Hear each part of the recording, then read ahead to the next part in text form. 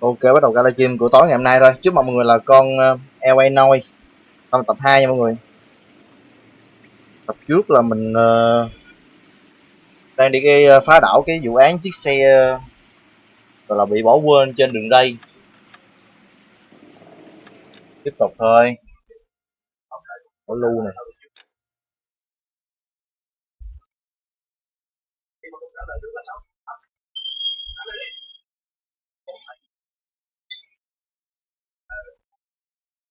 Anh em đang xem giúp tôi một like nha. Để tăng tương tác kênh.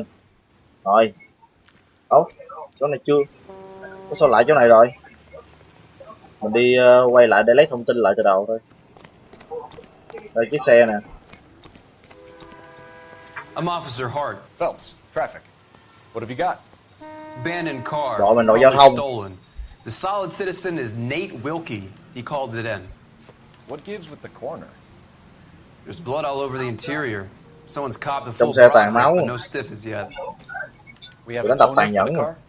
Có thể là con Car người is bị trong bị đánh registered đập to an tàn nhẫn. Adrian Black, just north of Bunker Hill. All right, we'll take a look around. I'll keep Mr. Wilkie talking, but don't make him wait too long. He's the restless type. Phải xúc ruột ốc chạy ổng chứ. Bây giờ tôi đi lấy thông tin trước đã.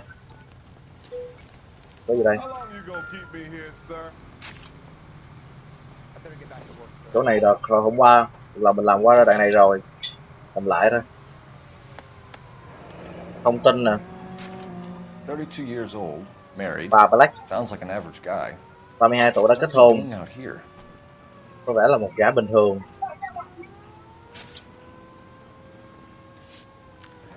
Bên mặt bà này là như là biết Trang rồi. Happier times, I guess. Chắc là lúc đang hạnh phúc.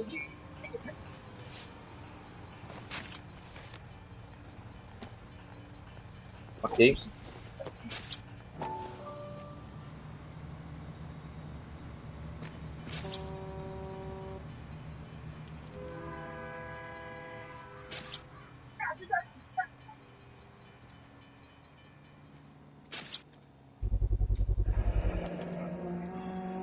Có hãng Stencil nè. glasses.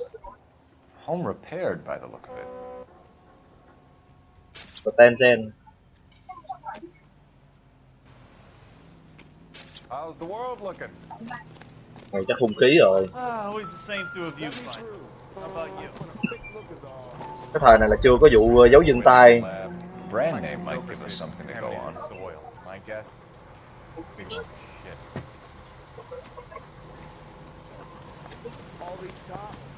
Để kiểm tra chiếc xe.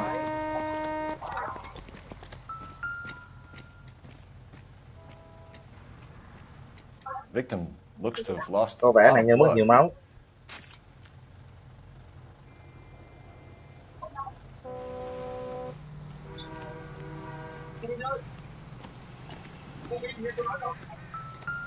Trộm cắp xe.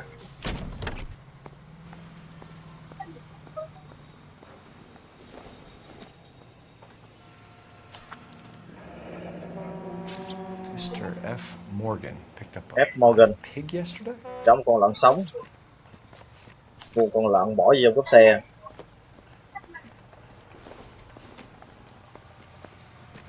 Nope.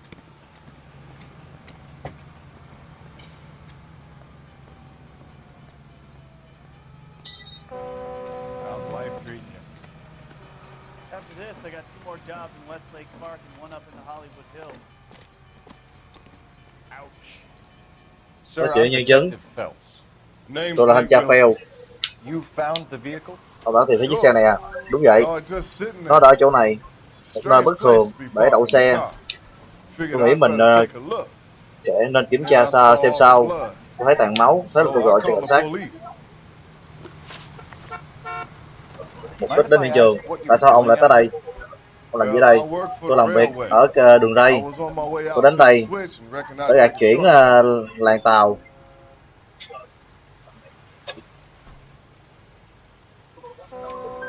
Did you see anybody else in the yard? Maybe somebody hanging around the car? Nope. I hadn't seen a soul all day till you boys turned up. Tất cả ngày tôi không thấy ma nào. Do you know Adrian Black, Mr. Wilkie? No, sir. That ain't a name I'm familiar with.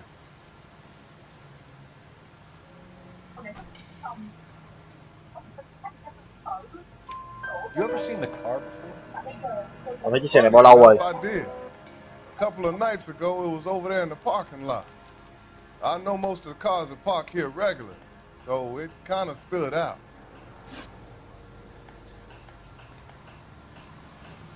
The wallet by the car. Was there anything in it when you Có arrived? coi chân ví You không? accusing me of something, Anh đang mister? buộc tội tôi đấy à? Cái bằng biết xạo rồi. Tôi không có bằng chứng. Chọn số 2. Do you want the patrolman to hold you down while we turn out your pockets, Mr. Wilkie? Maybe I checked inside that wallet. Not that I was gonna steal anything. Maybe I took a look. But there weren't no money in there. Not even change. We found a steel pipe with blood on it near the car. Do you know anything about it, Mr. Wilkie? No, sir. I went straight for the law when I saw the car was full of blood.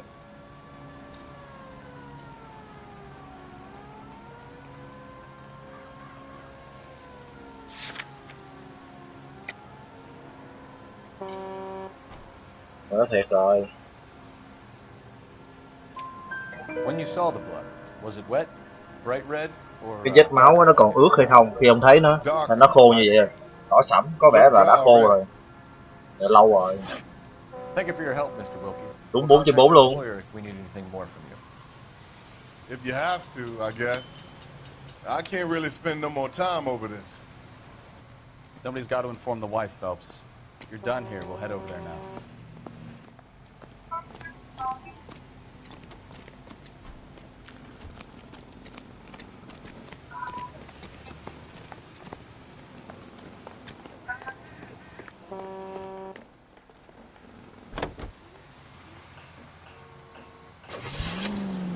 Tới căn hộ của bà Black.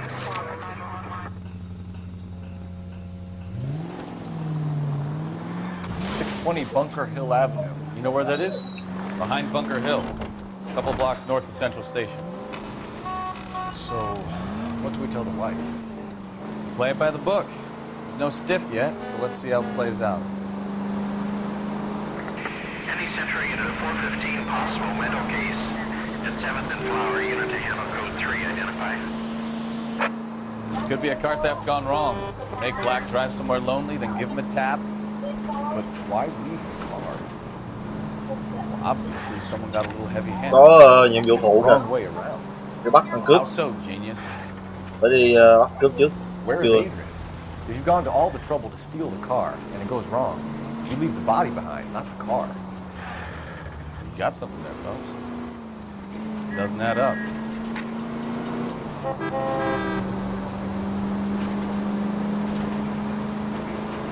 Hai Nhung, anh đang đi làm cảnh sát nè Nhung. Đi làm cảnh sát phá án ơi. Read about the guy in the process. Trời ơi. Nó kêu tôi mở mắt ra. Chán được chứ. Giúp anh một like nha Nhung. No, what happened? Over on Lincoln Avenue. This guy's driving along and his oil light comes on. He stops the car Sao and xa gets vậy? out. He pops the hood and... Nó đi bắt ăn cướp. He's on a rail crossing. Oh, you got it. He's got his head under there checking the oil. The Southern Pacific Freight slammed... Để coi có ăn cướp đang ở đâu. Sao đang thua vậy? Tôi nó đang ở đây nè. Rồi tôi đang ở đâu? Phản đồ thì chứ. Game này kìa, nó cũ rồi nên không có thấy rõ. Ôi. Ví dụ như mà dí ăn cướp mà xe chạy kiểu này thì chịu nổi. You'll get plenty of blood and guts and mindless stupidity working traffic, Phelps. And who needs a Second Amendment when we'll give a goddamn fool the license to get behind the wheel? Đâu ta, sao chạy hoài không tới ta? If it's a kidnapping, why leave the victim's ID? Nè, tôi thấy nó rồi. Any Central unit of 415 possible window case. At 7th and Flower unit to handle code 3 identified. Ở đây á ta. This is car 11K. We'll handle the 415. 11K, your 415 is at the Alico station at Wilshire and Flower. Possible mental case. Có lẽ là bệnh nhân tâm thần. Stay away. Đâu ta?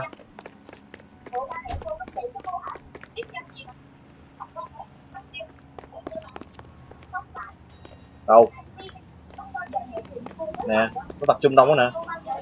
Trời, trời, quýnh ai vậy? Cái này nó bị điên. You're the one who's been sending cosmic rays into my room. I'll show you. Yes, sir. You're not gonna control my thoughts anymore. Trời, nó quýnh chết người rồi. You Bình tĩnh like nào. that, wouldn't you? Thích thế này phải không? Chạy rồi. Tiếp theo. Bắt giữ người. Ủa đâu rồi? Bắt giữ người quấy rối. Put your hands in the air.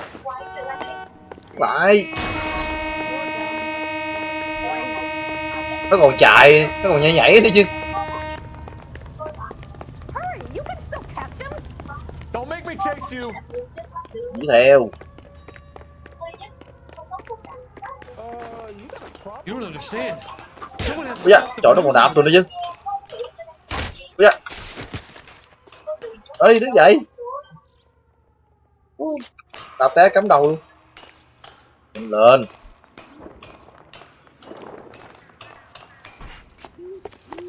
Đứa này.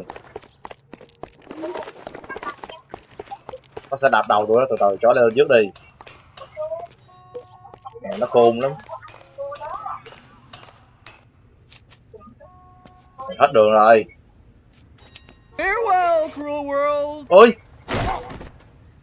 tự tử luôn rồi. Mới bị tâm thần.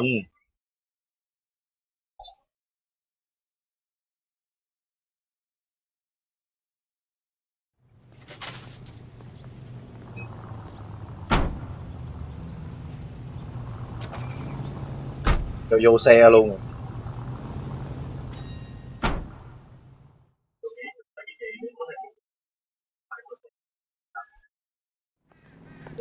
Khổ thân.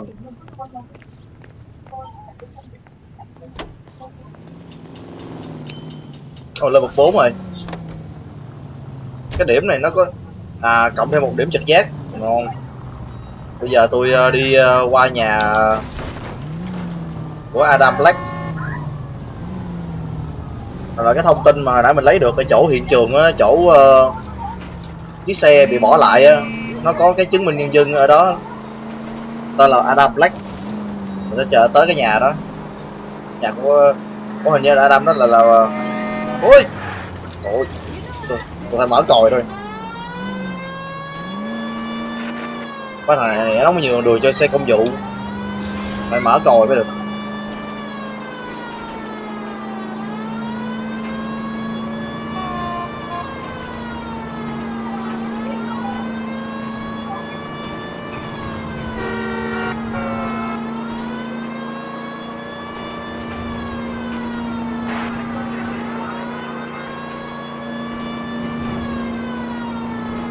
Cố gắng làm nhiệm vụ phụ nhiều chút để mình được tăng thêm cái điểm trực giác á. Mỗi lần mình hỏi mình chỉ được 1 điểm trực giác thôi, giờ được 2 điểm rồi đó. Cái điểm trực giác đó giúp cho mình gọi là phán đoán cái thằng nhân chứng hoặc là cái thằng thủ phạm á, nó có nói dốc hay nói sợ, nó nói thiệt.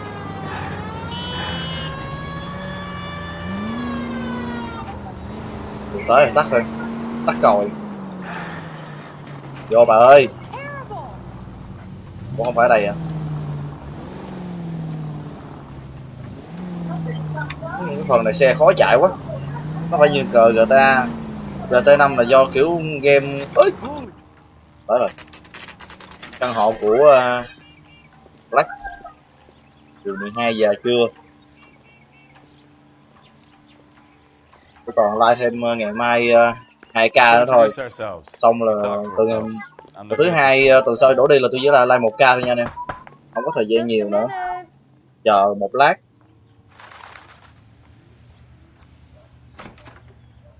LAPD, Mrs. Black. Black. May we come in? Tôi có thể vào được không? Some bad news and we'd rather discuss this in Tôi có private. một tin xấu. Chứ tôi có thể nói chuyện trong nhà phòng khách. Mời vào.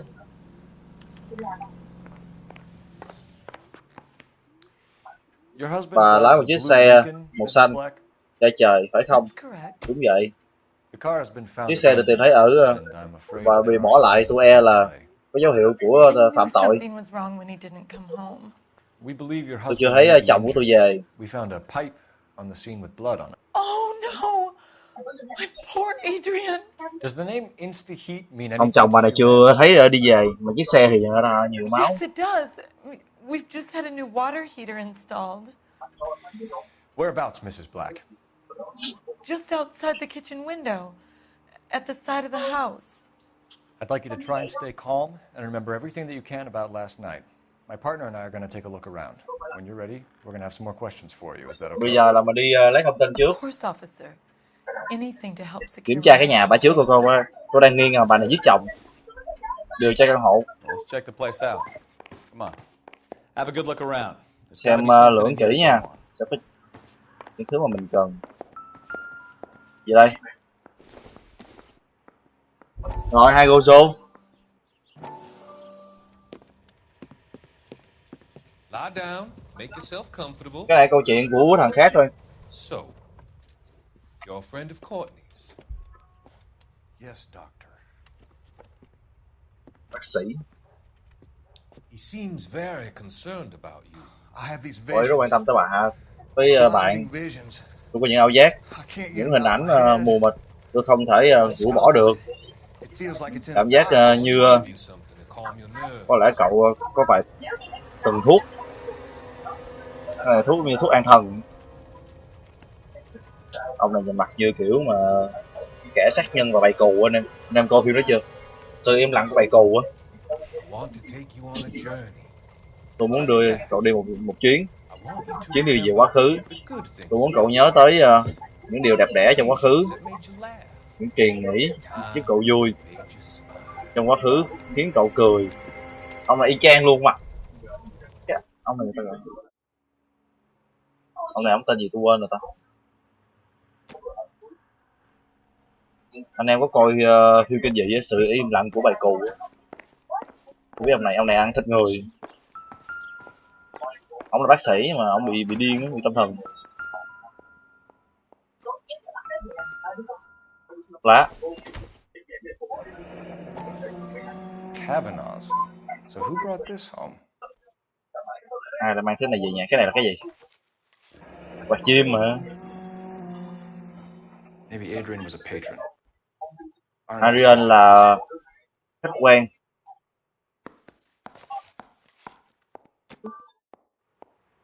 Có một cái manh mối mới.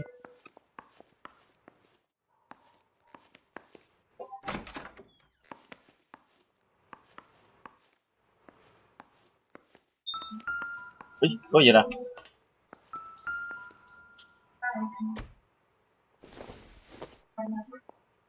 Optimistic, Cole.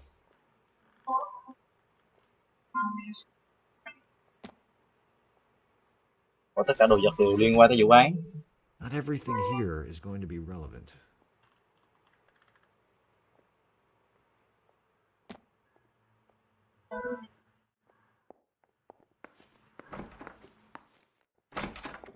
Mẹ Sơn.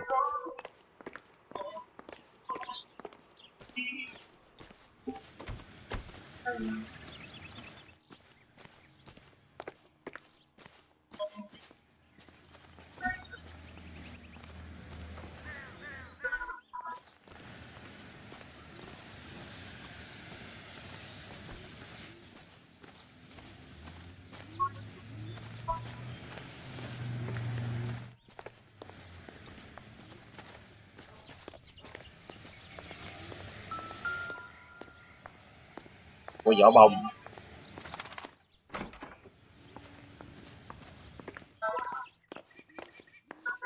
Từ từ để tôi điều tra từng chút một.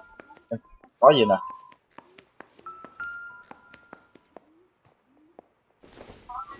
Gì đấy? Hóa đơn. This was only recently installed. Cái này mới Not được 2 lắp days đặt. ago. Không phải là 2 ngày trước. Maybe it's time we took a look around outside. Rồi đến lúc xem bên ngoài ngôi nhà. Mới lắp một cái máy nóng lạnh.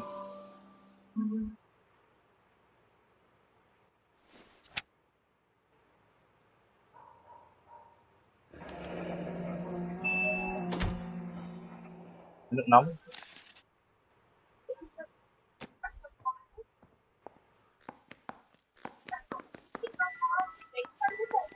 Món này tôi coi rồi.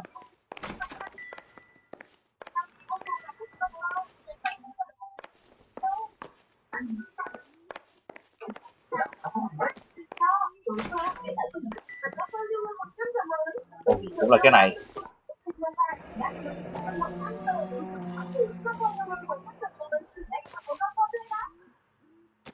Ông này ông xài cái ông bị mất tích xài cái quạt chim đó nhiều quá ha. Vé tàu hỏa. Seattle and a suitcase gone missing. Someone couldn't wait to get out of this house. Có một người muốn gọi là muốn tẩu thoát vì lắm, có khi bà vợ giết ông chồng rồi nè, bà mua xe vé tàu hỏa nè, nghĩa là giết xong rồi tính phi tang xong rồi trốn luôn qua thành phố khác luôn.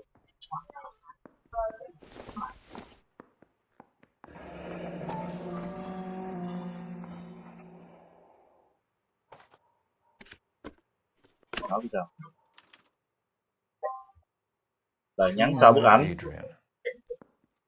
This thing gets more and more interesting.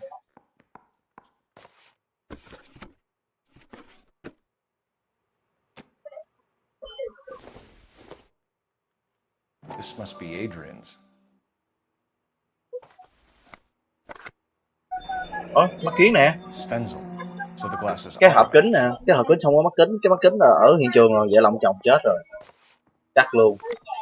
Còn có ông chồng không rồi.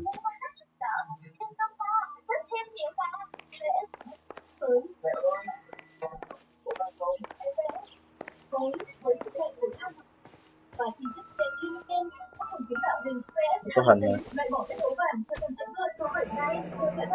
Separate bedrooms, Của separate phòng riêng. pictures.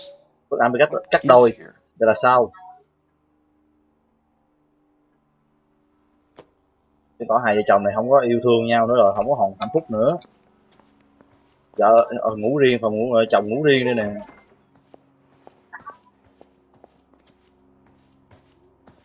Không có để hình chung, không có ở chung nha. Coi được bao nhiêu manh mối rồi.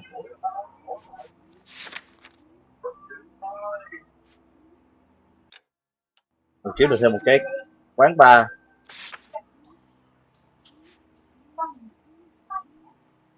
Cavanger. Để tôi chạy ra ngoài khu vườn đó.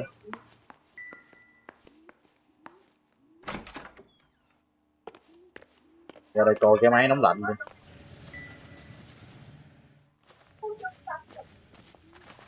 Nói là cái máy nóng lạnh này mới lắp. No use leaving the thing half finished. Lắp một nửa thì có tác dụng gì?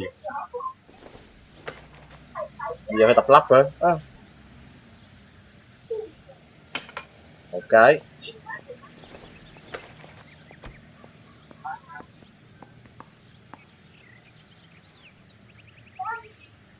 Rồi đổ xuống đó. Lắp cái màu cam trước đi. Cái màu cam lắp trước đi. Ê. That can't be right.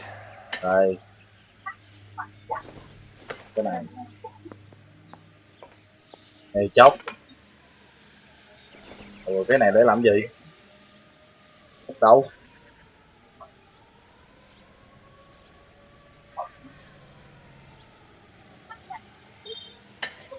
No, that won't work. Rồi đúng rồi.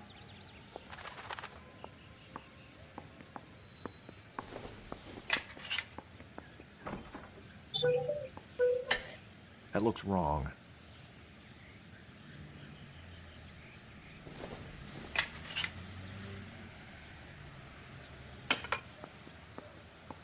Còn thiếu một cây. Cái cây nghe, cái cây ống nước bị không khí đó. Đúng rồi, cái ống nước không khí là mình kiếm giờ trong ở hiện trường đó. Vậy là bà Adam này bà đập chết ông chồng rồi. Adam lát nào bà đập chết ông chồng. Cái gì đây? Cái kéo. I doubt it.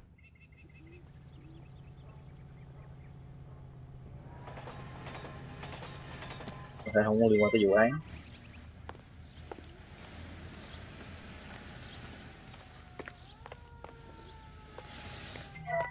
Sao lại có cái điện thoại ta. Để tôi coi manh mối coi. Sẽ bị loại bỏ vết máu ví. Tôi đang nghi rồi, nhưng mà để mình đi qua cái quán bar đã.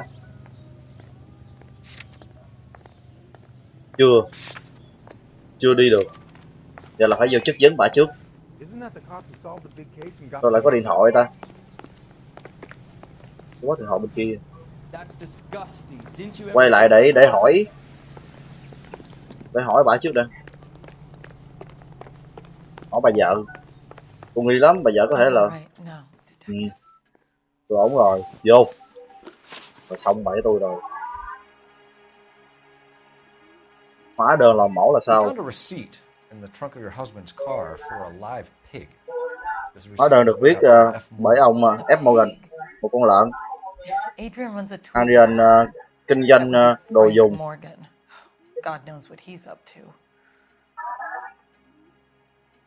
Chưa biết gã muốn cái gì. Chắc nói thật rồi. What makes you say that about Morgan, man? He's the foreman at my husband's plant.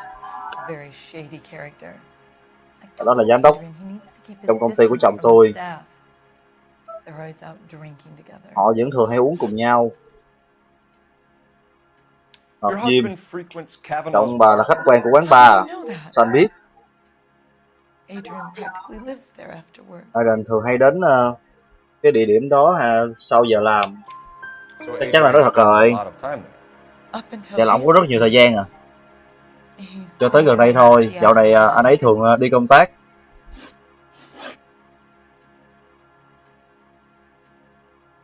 Did your husband tell you where he was going last night? Mà nói tối hôm qua ông ấy đi đâu? Ông ấy chỉ nói là anh ấy đi uống với Phan thôi.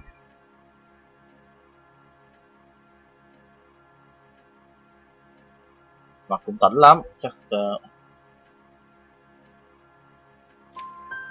thiệt rồi. Có bây giờ ông có gì bất thường không? Anh ấy đi làm về sớm. Anh ấy chưa bao giờ về làm về sớm như vậy. Và anh ấy cũng đi sớm. Anh ấy sẽ không bao giờ đến quán bar trước 7 giờ tối.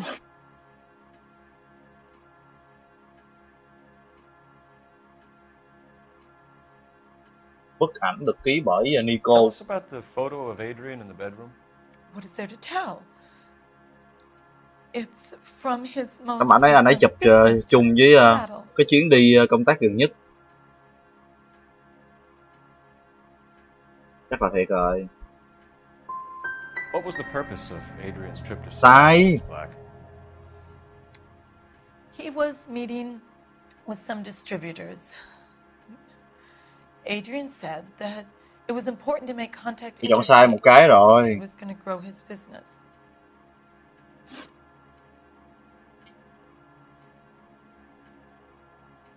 Was your husband wearing his glasses when he left here yesterday? Yes, he just bought a new pair. Anh ấy mới mua hộp kính mới xạo. Cái đó bị hư mà.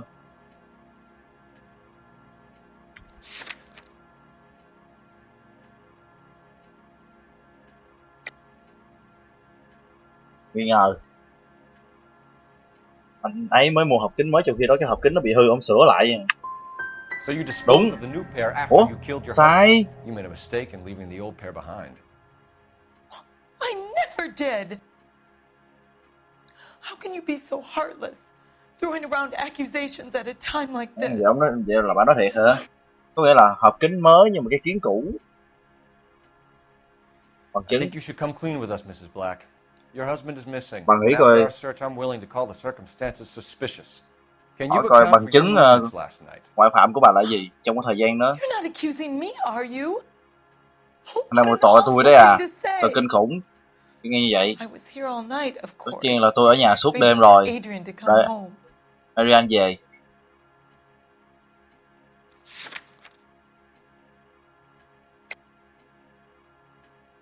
Nói dối rồi. Nhìn mặt mày này không có gì mà gọi là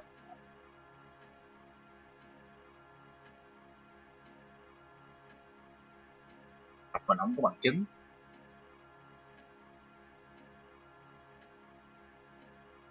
Không có bằng chứng để buộc tội. Một nha. Is there anyone Đúng, trời. vouch for that? Tôi nghi lắm mà. Well, Tại mình không có bằng chứng, bây giờ mình nói bạn nói dối, đâu có bằng chứng đâu để buộc tội. I cooked Adrian's dinner. Tôi nấu ăn cho anh ấy và chờ và anh ấy không về. Đó, hai cái. Keep you informed, Mrs. Black. Please do, detective.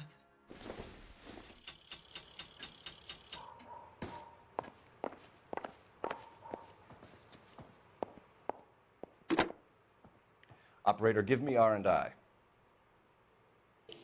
Putting you through now. Phelps, badge 1247. How can I help, detective? I need an address on a Kavanaugh's bar. Gọi lấy cái địa chỉ quán bar. Certainly, detective. One moment. Kavanaugh's bar, corner of Aliso and Hewitt, south side of Union Station. Thanks, ma'am. Dùng mấy cái câu trả lời nhân chứng cũng không có giải quyết được vấn đề gì đâu. Chủ yếu là bằng chứng thôi. Điểm. Có quán bar này. Đặt đàn mình tới. Sao không cho thằng kia nó lái ta?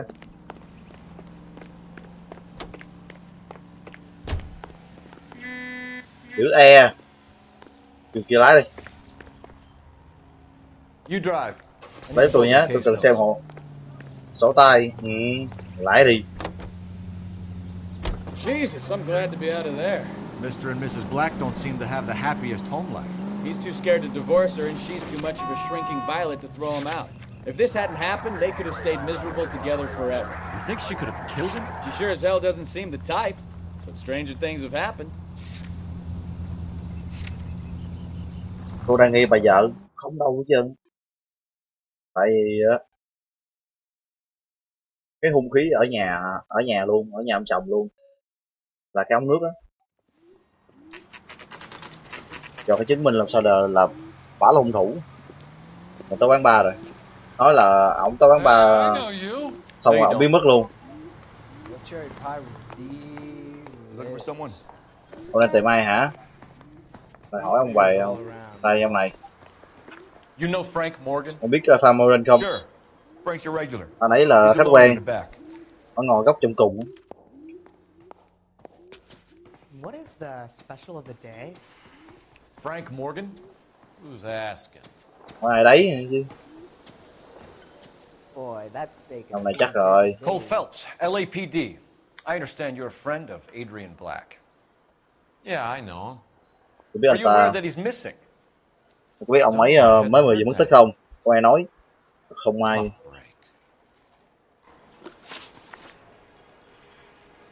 Mối liên quan với chiếc xe bị bỏ lại. We found Black's car abandoned in a freight depot, covered in Con xe dính máu. You know anything about that, Morgan? Biết gì đó không? Anh Morgan. Hell no. Không, I'm rất sorry tiếc. to hear that. I like Adrian. Tôi He's a rất good quý anh. Please, don't tell me you actually believe this jerk off, Phelps.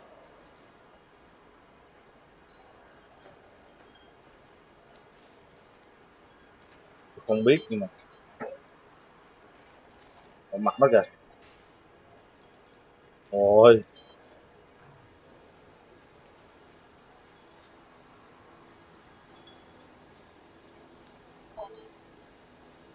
Để tôi xem lại sổ tay. Không, nó có cái hóa đơn mà. Đây nè. Cái hóa đơn nè. F Morgan nè. Này nói dối đúng không? Mình có thông tin rồi. Số 3. You're lying, Morgan. Anh nói dối, You Morgan were à. there. Anh đã ở đó. And you're talking out your ass, detective. How about you prove I was out at that rail yard? Lấy bằng chứng ra. Một diêm. Hóa đơn. Hóa đơn mua lợn hơi nè. You were there, Morgan. We found Anh a đã ở receipt in đó, the trunk chúng of tôi the đã thấy được car. hóa đơn trong cốp xe, đó là tên của anh. We can call the slaughter yard and Tôi có thể gọi cho lò mổ để xác nhận. All Được right. rồi. That fool Adrian's fallen for Ôi, some date lần. in Seattle. He wanted me to make it look like he'd been attacked. Xong, mày nói dốc. Cậu giờ hỏi vị trí rồi. Where exactly is Black holed up? No idea. I think he took off for Seattle.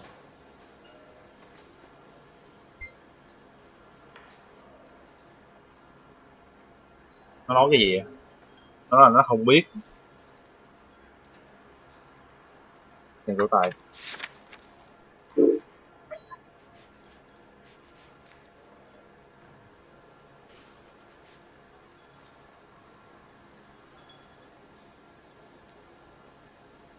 Cái vé tàu tới cái chỗ đó chưa có lấy mà làm sao mà đi được.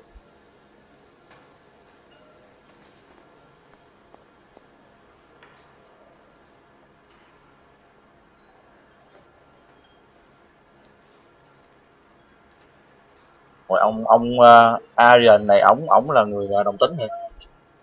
Cái phía sau lời nhắn này: nhanh trở lại nhé anh yêu Nico. Đó. Well, if it's all the same to you, I'll go back to my drink. Ừ, hối không dí đầu người giờ.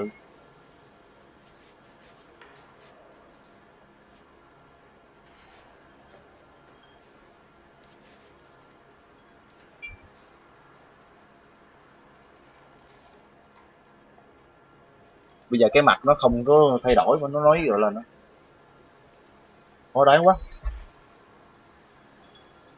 Nó nói nó không biết. Sao không biết được, đi chung là không biết. Hai. Đúng rồi.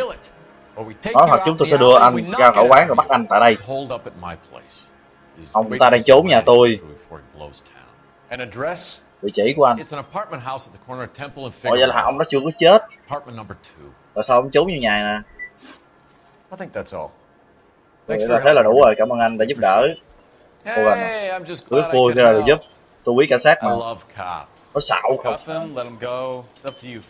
Đi. Bắt là thường chứ rồi.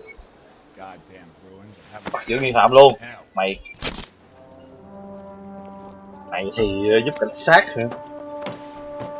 Giải lên phường trước đi rồi gì? Có địa chỉ của Morgan chưa? Cái căn hộ của hắn. Địa điểm. Thấy không? Hên.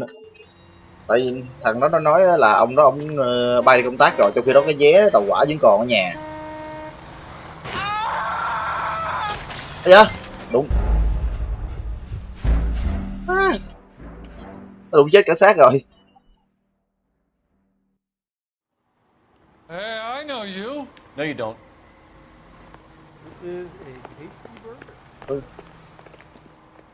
You know the way. You can drive. Do we know where we're going? Ủa? Làm lại từ đầu rồi.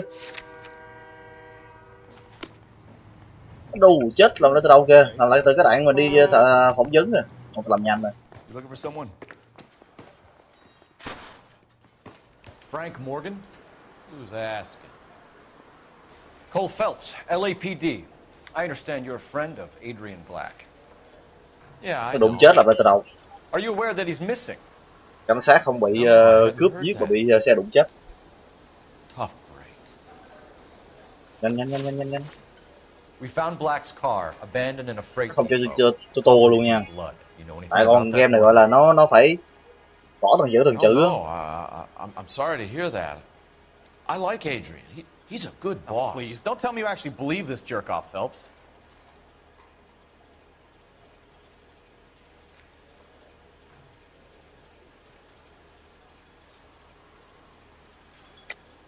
You're lying, Morgan. You were there. And you're talking out your ass, detective. How about you prove I was out at that rail yard? Có đần lận hơi. Nói nhanh nhưng mà phải kỹ mất công nữa là bóng lộn. We found a receipt in the trunk of the car. It has your name on it. We can call the slaughter yard and nail you on it. All right already. That fool Adrian's fallen for some dame in Seattle. He wanted me to make it look like he'd been attacked.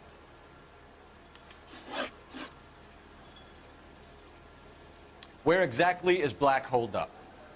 No idea. I think he took off for Seattle.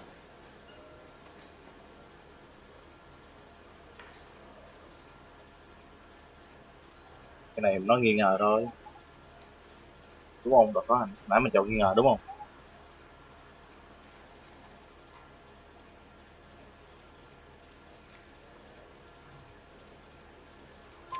I'm tired of your shtick, Morgan. Spill it! or we take you out in the alley and we knock it out of you. He's holed up at my place.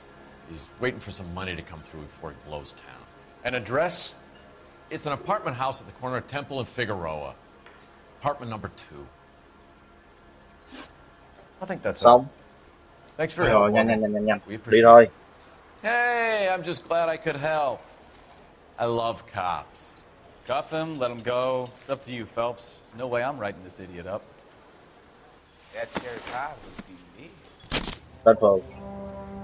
Chắc tôi phải thay bộ đồ. Chút xíu mình phải thay bộ đồ khác mặc cho nó khác biệt. You got Morgan's address? Let's get over to his Mặc cho apartment. khác biệt so với mấy ông này. Cái mặt nhìn tựa nhau không. Từ từ. Tại này mất công bị đụng nữa. You're behind the wheel. Căn hộ Morgan. All right. Where to? Căn hộ được thuê bởi Phan Morgan. KGPL calling car 11K. 11 King, come in. Rồi lại coi mình 11K, nói go rồi. ahead. Message from Technical Services. Blood found in the abandoned Lincoln at the PE Freight Depot is not human. Repeat, not human. Compositional analysis reveals swine as the most likely match. Roger, KGPL. Máu lợn. Reel this guy in, Phelps. Rồi mới có một gọi là I've met some pretty good liars in my time. xét nghiệm á, là People who máu đó sound không phải là máu người mà là máu convincing lợn because they thôi. actually believe their own bullshit. Cái ông dòng còn sống. Type is clever, hard to catch out. Frank Morgan is not one of those people. No, he is not.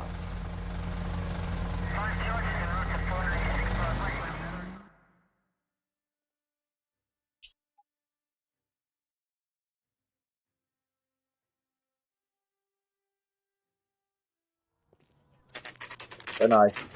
Căn hộ của Morgan.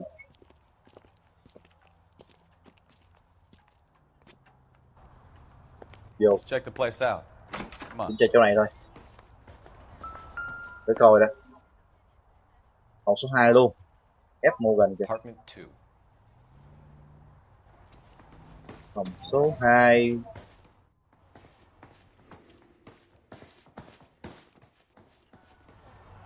Chỗ nào của? Lố hả? Số 1. Số 2 đây. Chắc chắn rồi. Help you, gentlemen? À đây. LAPD detectives, Mr. Black. Ông Black. You're under Ông đã bị bắt. arrest. Look, Cái này. I'm really Tôi sorry xin lỗi about về this. việc này. I never tried to hurt Tôi chưa từng anyone. cố gắng làm hại ai. Just needed to Tôi chỉ get muốn away thoát from khỏi LA. Los Angeles Won't thôi. put up a struggle. Just Tôi sẽ không muốn cự let me đâu. get my things. Xin hãy để tôi lấy vài thứ. Trốn. Knew it! Phelps, go after him. Đứa I'll này try nó and chạy. head in the car. Remember, the gun is the last resort. Nó nói xin để nó lấy vài thứ mà nó dám bỏ chạy ha. No Mày point running, Adrian. còn trốn ở đâu vô thôi. Chạy đâu?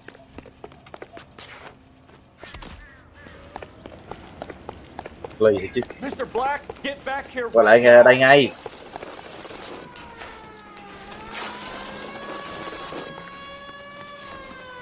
It's over, Stop Adrian. right there, Adrian. Hết đường rồi. Why not just come clean with her, Black? Why the melodrama?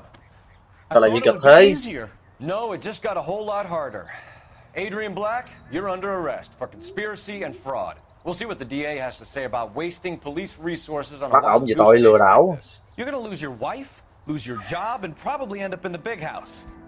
I hope she was worth it, Adrian. Bắt đầu tra khảo. That turned out to be quite some case, huh? Adrian, what an Có idiot. xong rồi. You got an arrest and a clearance in your first case, and in fine style, too. Well done, detective. Efficient investigation technique, good public presence. You keep that up and you learn from Bukowski here, you could go a long way in this department. Được khen rồi. Nói chung là không cần phải tra khảo gì hết tại nó quá đủ bằng chứng rồi.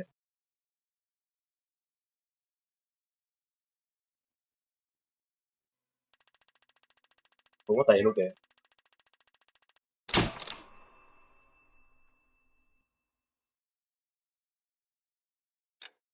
Cái vấn đề năm sau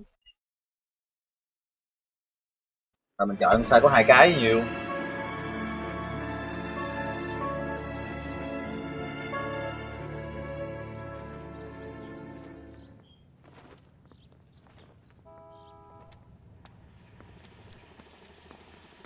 Okay, we're gonna Được keep rồi, chúng this ta hợp short. nhanh We're thôi. running late for the Tôi DA. không muốn First chậm giờ up, nữa. Phelps, Bukowski, we got a report of a brand new Packard abandoned in an empty lot off 2nd Street between Olive and Lại Grand. bị một chiếc xe bị is bỏ one quên tiếp. Oswald Jacobs says the vehicle was dumped in his backyard.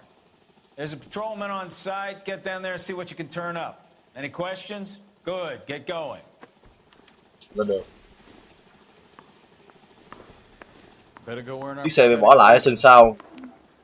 Rimsky, O'Halloran. Intelligence has information on a Bỏ stolen ngay car nhà của cha cô. An abandoned vehicle. We catch all the good ones, huh, Phelps? Sounds like there's more to it than that. Nobody dumps a shiny new Packard unless they borrowed it Chiếc xe bị without bỏ asking. lại. You don't say. You're on fire today, Einstein. Very Tới nhà ông cha cô thôi. Come on, my intense protege. Let's go save the world.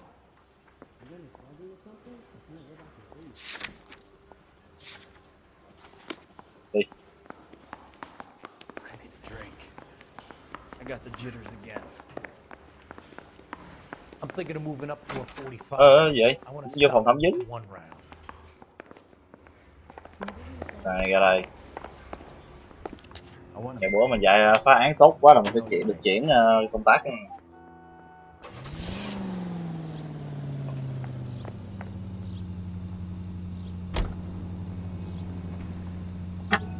Đi thôi.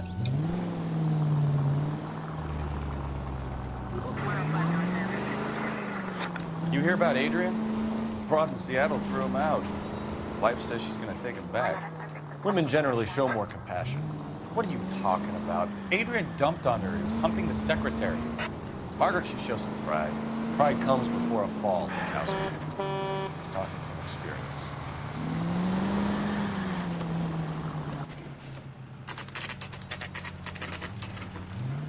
Tuần sau nhà ông cha cô. 2 giờ chiều.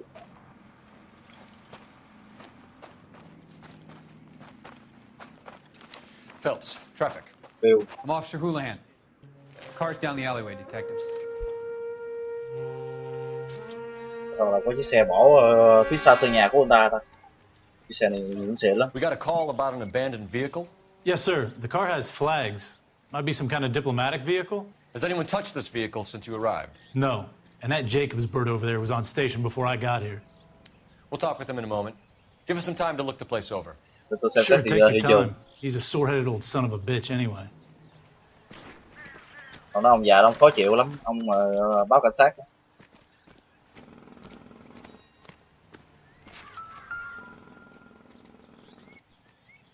Bên kia bị gãy một lá cờ rồi. Cờ Argentina bị mất. Nó chẳng có giá trị gì cả. Chúng bị vỡ này.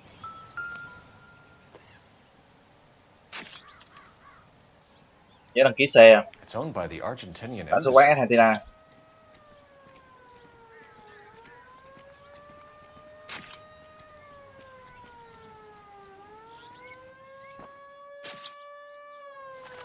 Vừa cấp xe kìa. Empty. Trống không.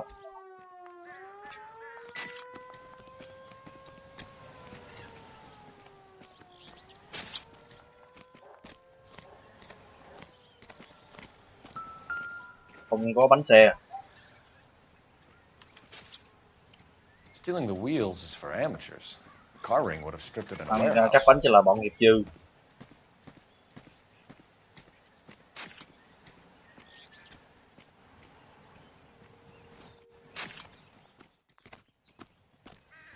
Hai go game.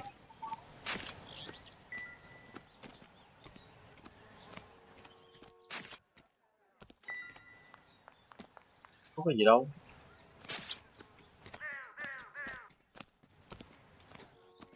Bạn hỏi bà này trước rồi. I don't know why you're doing that, buddy, but I wish you'd stop. Nó không biết gì hết.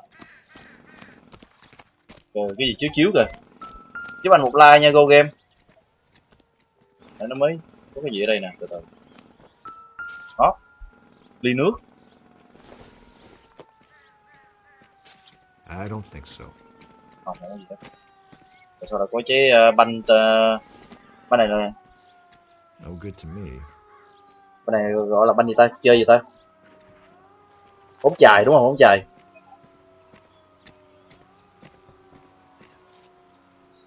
Game này hả? Game này chắc thập niên 90 em.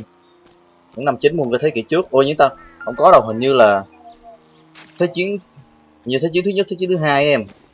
Thằng này mới đi gọi là nhập ngũ về mà, mới xuất ngũ về. Ý gì đây? Có thông tin nè. Nước ngoài nó hay quá anh em. Nước ngoài là coi cái sản phẩm nó đều có mã hết nha. Sản phẩm đều có mã, đều có gọi là công ty hết. Nên mà mình muốn xét là một cái là ra hết luôn. Hay á. Bóng chày nè. Là cái gậy bóng chày. Incidental. Quan trọng. Rồi để tôi đi vòng kiểm tra thêm một lần. Nó có cái gì kìa? Từ từ. Này bó điện thoại rồi đúng không?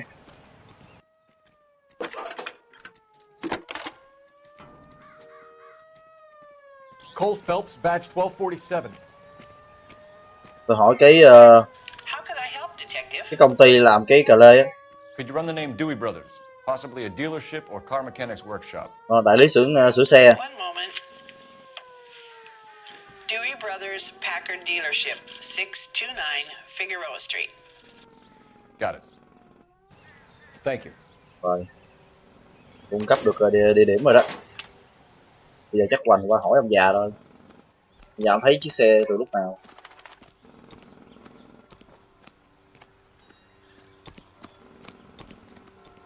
Để tôi đi quan sát hết. Oswald Ê, Jacobs? ông làm Jacob đúng không? Đúng thế. What exactly happened? Chính xác thì chị vừa xảy ra đây vậy? Tối qua tôi đang ngồi ở ngoài cửa sổ. Keep an eye on what's going on. I can understand that. You see this empty lot? Damn kids play stickball here. Always breaking my windows. Always asking for their ball back. Can we get back to the car, Mr. Jacobs? Don't be impatient, Sonny. Anyways, last night I see this brand spanking new Packard up on bricks. Rồi hỏi rồi. Ông đã thấy ai đã ăn cắp vào bánh xe không? Tất nhiên là có, rõ lắm. 3 thằng Mexico đuổi hủi. Đối tượng người Mexico, đối tượng mới. Nói thiệt không ta? Em nghĩ ông nói thiệt không? Chú này ông ăn cắp bánh xe.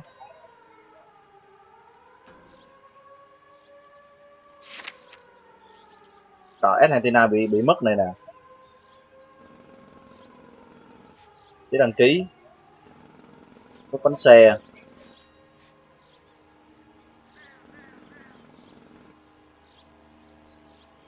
Không thể nào nó ăn cắp một bánh được. Nếu ăn cắp phải ăn cắp hết chứ đúng không? Em không biết rồi. Suy đoán đi anh em. Ông nói là cái bánh xe bị mất là do tụi Argentina lấy. Ủa tụi Mexico lấy. Nếu mà nó lấy nó phải lấy hết chứ. Không nhận không? Tôi chọn trực giác. Này ông nói xạo rồi.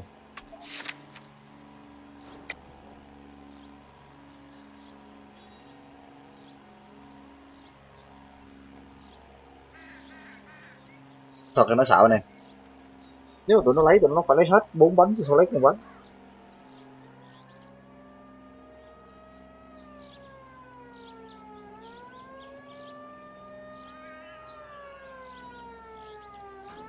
Nói thật hay nói nghi ngờ đây. Tôi dùng trực giác là xóa hết một cái là nó xạo rồi.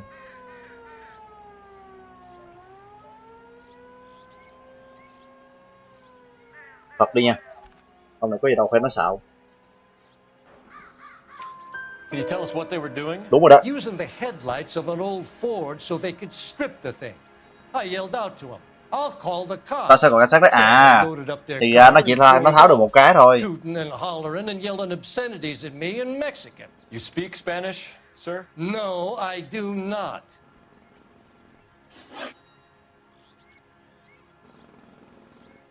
Những đối tượng người gốc Tây Ban Nha. Những gã Mexico đó bỏ đi, ông có lại gần chiếc xe không? Tôi khi đổi chúng đi, tôi không hề đến gần chiếc xe đó lúc nào hết.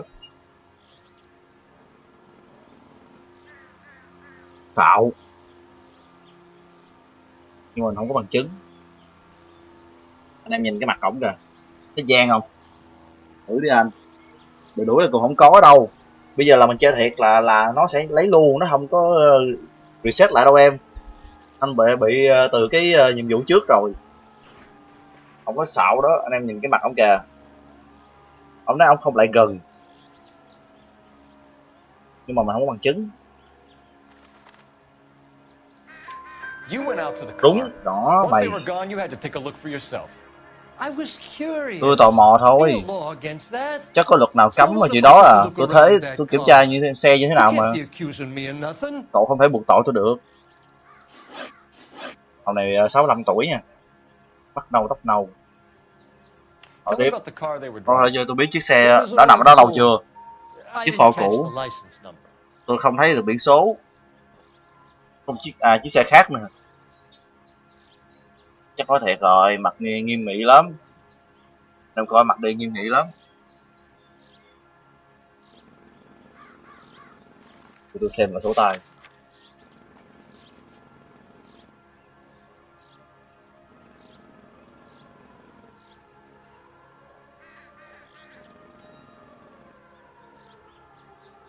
Có thiệt nó xạo đấy trời.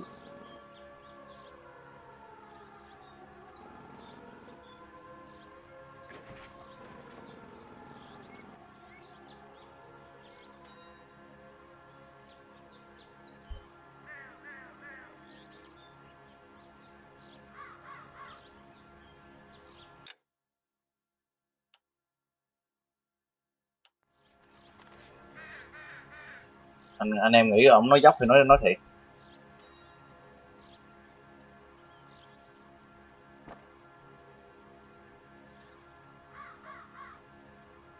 Tôi chọn căng thẳng quá.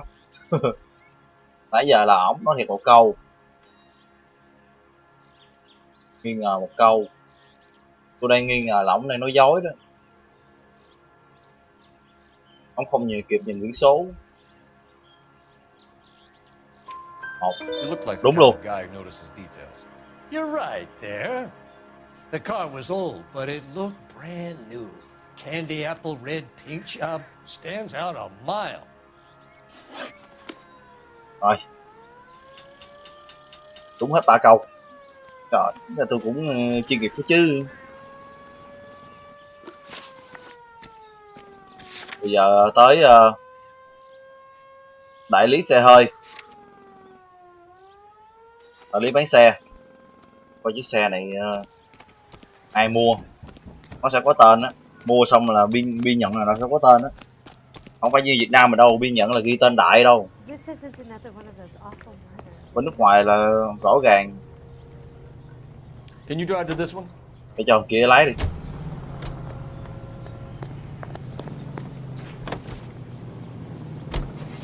Cái con game này nè, anh em tập trung coi một hồi nó cuốn nha. One more and I'm gonna go crazy. Not your favorite cases? You kidding me? This is barely even police work. Of all the bad guys in this city, we get lumped with the ones who can't even be bothered to keep what they steal. Cái xe này bị lấy cắp. Hãng Kha. Tháo lớp biển số, tháo lớp vào biển số xong rồi vứt lại ở trên bãi đất trống. Trời, Argentina bị mất trên chiếc xe. Giấy đăng ký cũng là của đại sứ Argentina. Mất bánh.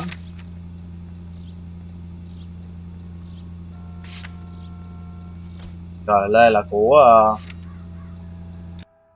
ủa? Từ từ tự nhiên văng ngang. Của cái hãng sửa xe, của cái hãng bán xe. Xe Ford cũ, nhân chứng báo cáo có một chiếc xe Ford cũ được lái khỏi hiện trường bởi các đối tượng gốc Tây Ban Nha. Còn có một số thông tin vậy rồi. Anh em sâu chuỗi được hiểu được chưa? Tôi chưa hiểu.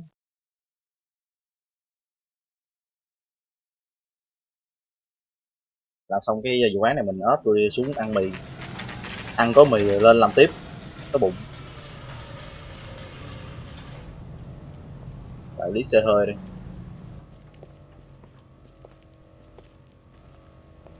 Mọi người giúp tôi một like nha, tăng tương tác kênh. Đừng nói gì, để tôi đoán. Hai người đang đi ngang bãi đổ xe, gặp một chiếc xe 4 chỗ mới tanh.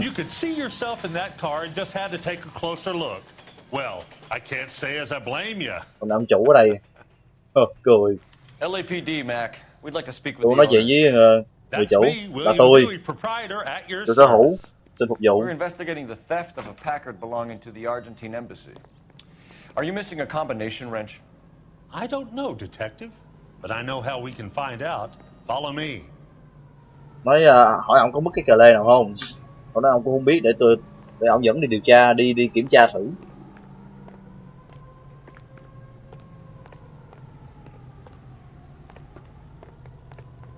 We keep all our tools in here. Tôi giữ tất cả dụng cụ ở đây. Mind if we look around? Be my guest. You sure you guys aren't interested in a new car? Huh? Rồi phải gáp lên hết trước. I have some nice used cars for guys in your wage bracket. Why don't you give us some alone time, Dewey? Go sell some cars or whatever it is that you Rồi tôi biết mất cái nào rồi. Trên cái số 1 nè. Mất cái màu đỏ đó.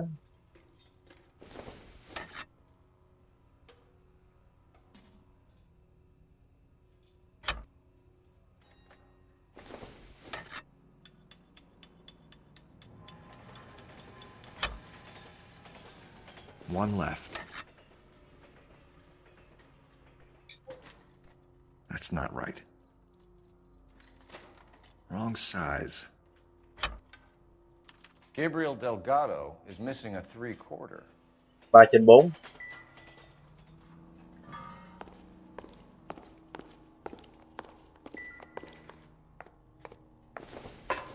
Và sao cái búa đây? Not sure this means much.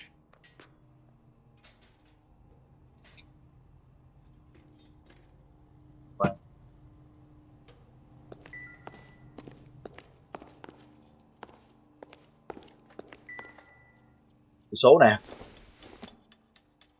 California. Don't think this is any use to us.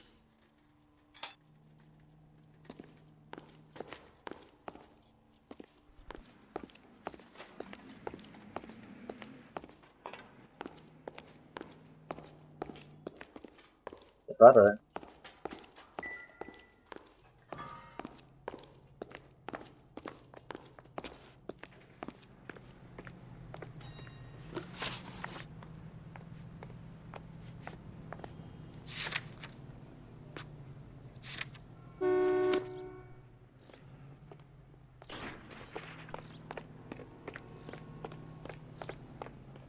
If you don't mind, we have a few questions. Where can we find Delgado? I don't know. He sure as hell isn't here. Xạo. Nó nhìn mặt ra. Address, Dewey, or my partner shoves your head in a car door. Okay, all right. Cái mặt gian chửi Apartment lên. 3103 Hill Street. And tell him from me, if he ever shows his face around here again, I'm gonna kick his butt from here to Kingdom Come.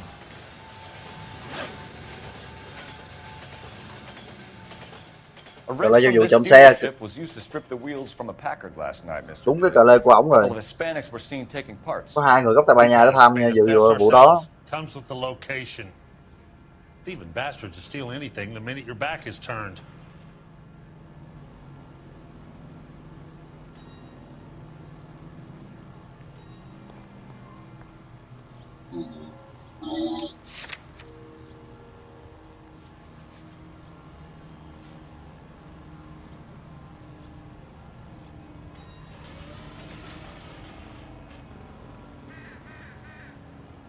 Tụi mình ông vẫn nói dối rồi.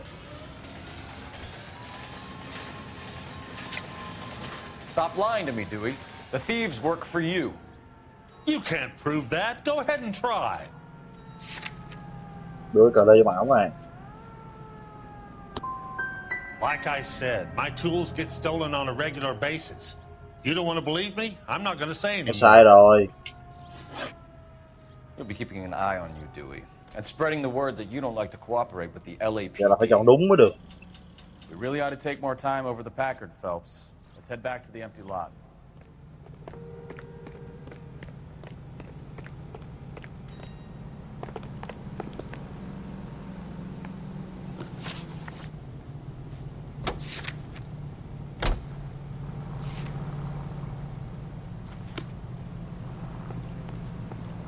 You can drive.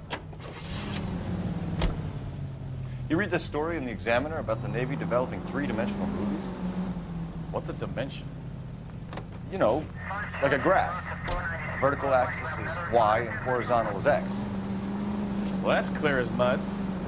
Third dimension would be Z. So things would be popping out of the screen. That's ridiculous.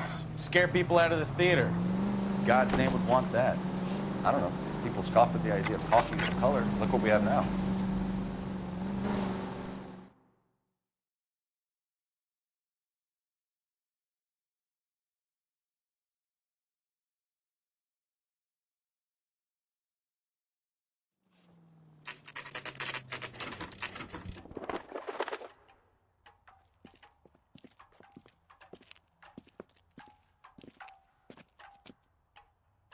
Okay, let's see what Gabriel has to say for himself. I just hope our archangel hasn't already flown. That's the cop from the newspapers. What the hell is this guy doing?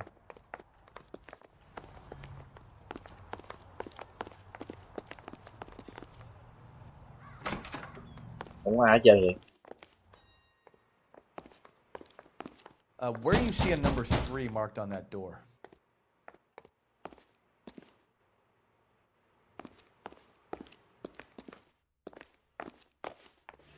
Coi lại địa điểm rồi.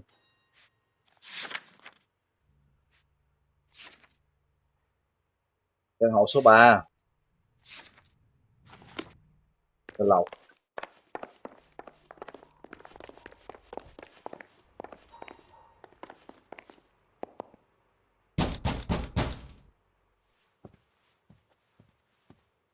Bà nào đây? Yes. LAPD, ma'am. We're looking for Gabriel Delgado. Gabriel? We're from the police. Policia, you understand? Yes, I understand. Could you come inside? What is your name? Ana Rodriguez. Is Gabriel Anna. Delgado here, Ms. Rodriguez? No. What do you want with Gabriel?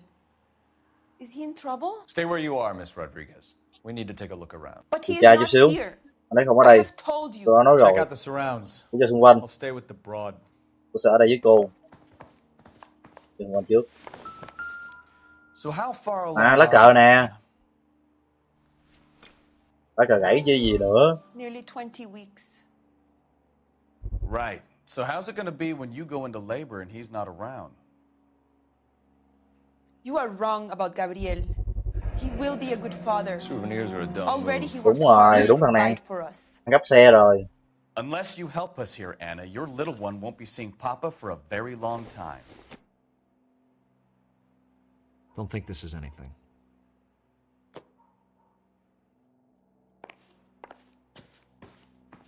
Chưa, từ từ.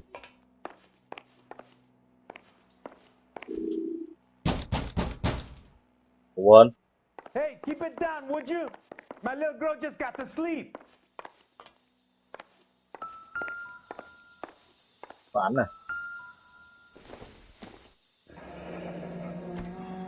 Còn nó lao chiếc xe. It's the suspect vehicle from the scene. Cái chiếc xe này để gây án rồi. Pride and joy.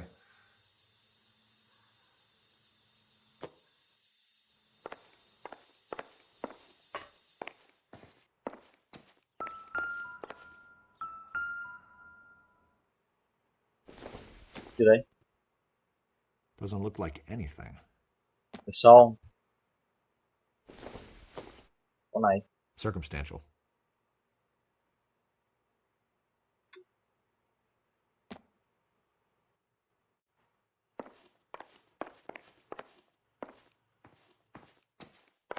Có giấy gì đây?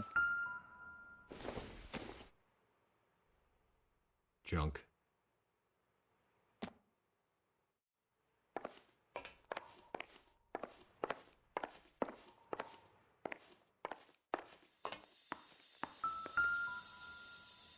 Còn đang ăn dở đây này chứ. Nó trốn đâu á. Buổi sáng có 2 người. Nên lẽ phải nên dọn dẹp.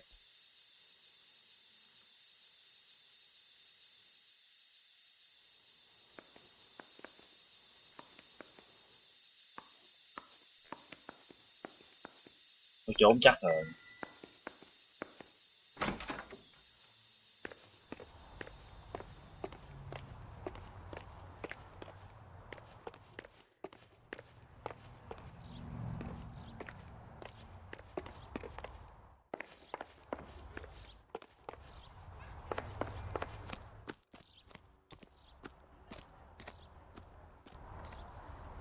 Cho đi ra tới đây là chắc không có chuyện.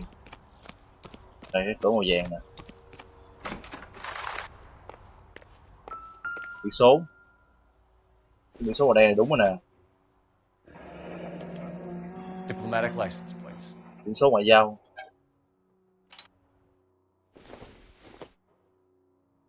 Doesn't tell me anything.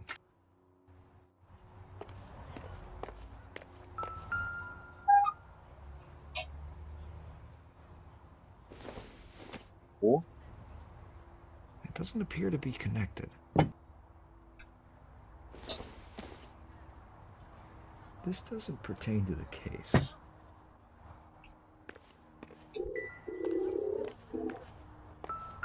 Có xe nè.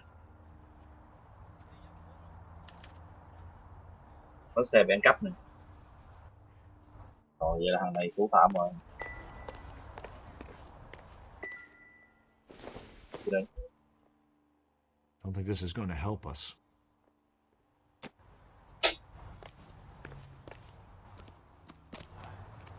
Có thông tin rồi đó.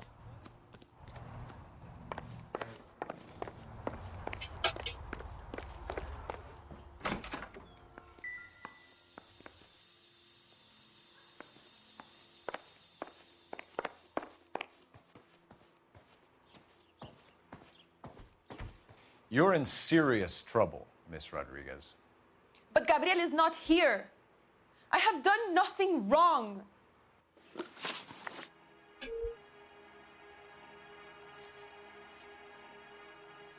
Tell us Lần the cuối truth, Anna. anh thấy Has Gabriel been cô thấy anh ta là lúc nào? I haven't seen him for at least Ít nhất 3 3 đêm nights. rồi, xạo. Nói dối. You keep lying to me, and I'll send you and your baby to jail. He lives here, but he hasn't Ở come đây, home. đó ở đây. I swear it. Mình vẫn chưa về nhà. Tôi thề đấy. Buổi sáng của 2 người nè. Giờ mà dám nói 3 ngày, 3 đêm rồi. Enough, Anna. There are signs all over this place that he's been back. He was here last night. I have Anh never ở đây, seen ở him tới đây so qua đêm. angry. He went out to his shed and put some things in it. I don't know what and I don't want to know. I love him.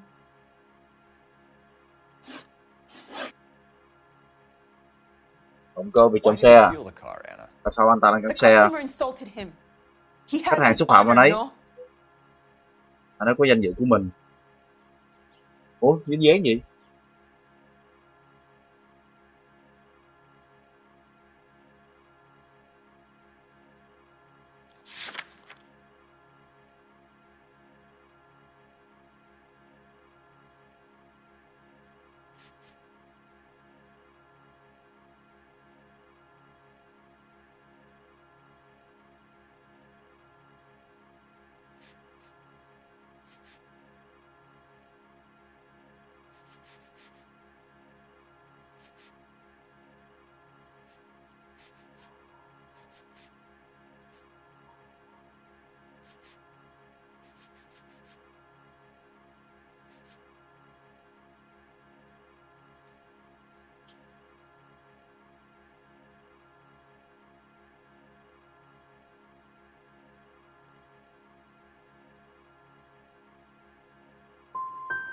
Gabriel's been in trouble Sai before. rồi. He left you here alone to answer for him, and you expect me to believe that his motive was honor?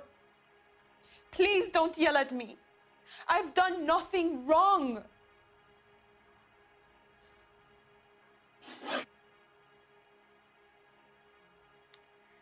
We found a license plate matching our stolen vehicle in the shed. Add in the assortment of parts, and we can make Gabriel for a dozen other thefts. It's time to get serious, Anna. You must ask these questions of Gabriel. I know nothing of these car parts. Tôi không biết gì. Xạo. Mặt nó vậy.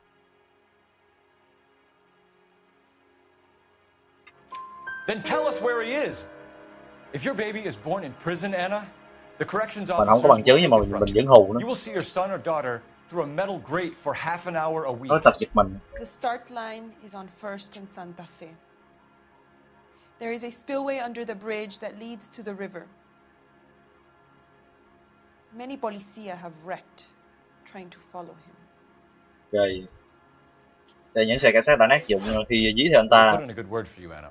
As far as we're concerned, this sits with Gabriel. Start line. Bây giờ phải That sounds đi like a đua để bắt street thằng race đó. to me. It's gotten out of hand this last year. No wonder Delgado has such an eye for fine automobiles. We know where the kid is. Let's go stop these clowns and get them off the streets.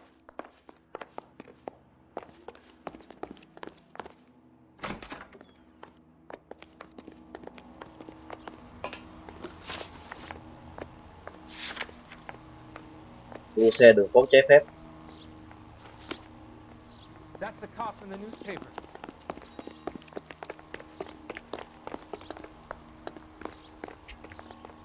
You're behind the wheel. Bắt thằng đồng đội mình nó lái xe cho. Được khỏi lái. What kind of man leaves his pregnant girlfriend at home while he goes off to play cards? Bỏ mặt bạn gái có thai ở nhà để đi đua xe. Everyone needs to let off a little steam. Some guys wouldn't come back home at all. Are you talking from experience?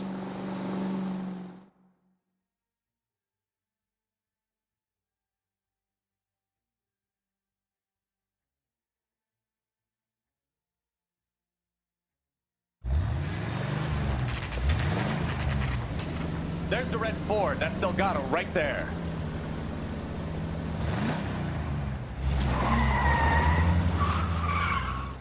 Quick! They're getting away! Chạy theo luôn. Phelps, 1247. Requesting assistance at 1st and Santa Fe. Reports of an illegal... Xe màu đỏ đó. Stay on the run. Quick as we shut one of these races down, another one springs up somewhere else. Kids used to steal cars to sell them. Now they just want to wrap them around a lamp. I'm gonna find you! The next 16-year-old I have to deal off the sidewalk, you're calling me. I've had enough of those to last all my lifetime. Delgado is our boy. Forget the others. He's getting away. Hết đường rồi. Gonna lose him.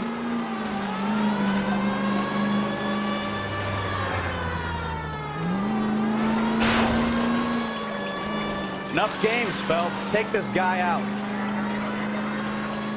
Step on it, Phelps. Take him out.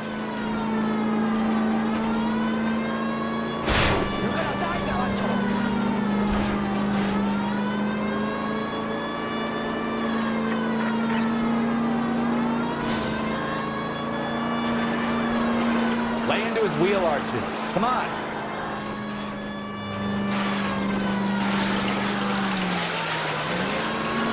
God damn it, Cole. Hold it steady.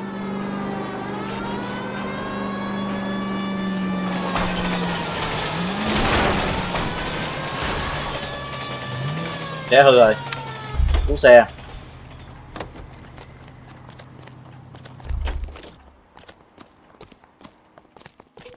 Ôi, chạy kìa. Gabriel Delgado, you're under arrest for grand theft auto. Bắt gì tội vậy, chậm xe hơi.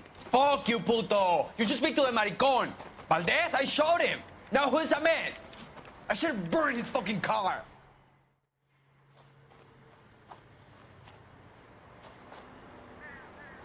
You got a foreign dignitary outed as a fruit and a kitty raper, a car dealer we're gonna let slide for the kickbacks, and a street punk car thief who sure as hell won't be taking liberties with other people's autos again anytime soon. That, Detective Phelps, is not a bad haul. You keep your chin low and your hands high, and you keep bringing me clearances just like that one. That's textbook Cái lần này policing, lên chức and we need quá. more of it in this department. Rồi ông khen quá trời.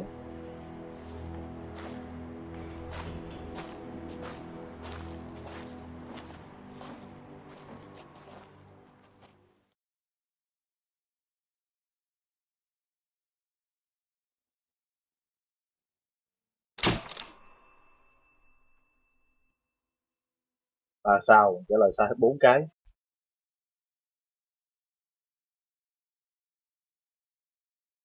Rồi hỏi nhân chứng nó bị thiếu 2 người. Thôi tôi áp cho mọi người nghỉ chút xíu rồi 9 giờ mình làm tiếp làm tiếp ca 2 thôi. My sisters have been working in Los Angeles in a bomber factory. They're coming down to visit. I'm meeting them at the station at 6. Good for you, Jack. Are they cute? They're my sisters, Hank. Attention! Final inspection before liberty. Có xong đằng này rồi ốp nha.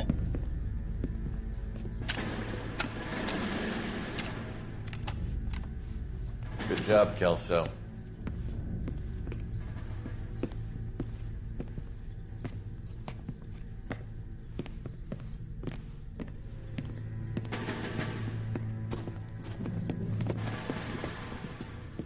Are we going somewhere, gentlemen? Full inspection. It had better be exceptional if any of you want liberty this weekend.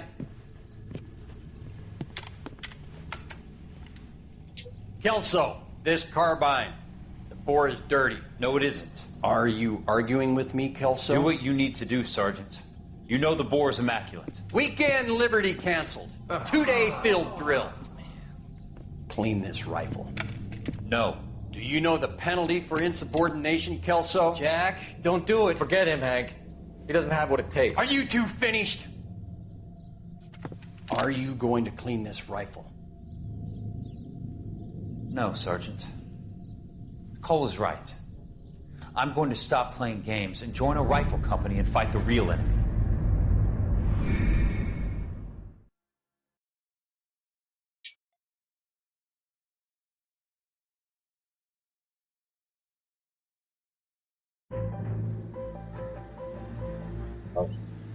Gì nữa đây? Chắc vụ này có giết người là nãy giờ chưa có vụ nào mà lớn hết á. Có, cũng chết người. Bỏ trốn luôn rồi. Vụ án giết người đó. All right, gentlemen, I just got this handed to me. A hit and run felony at Ray's Cafe, 208 North Los Angeles. Got a patrolman on site. The coroner's on his way. Get down there, see if you can find any witnesses who can put a make on the car. I want to make homicide. Rồi, I mean, drop you know nha. you've made it if you got Để that. sau làm tiếp. This guy was willing to write his own Ok, mother. bye bye. I've been in this job 20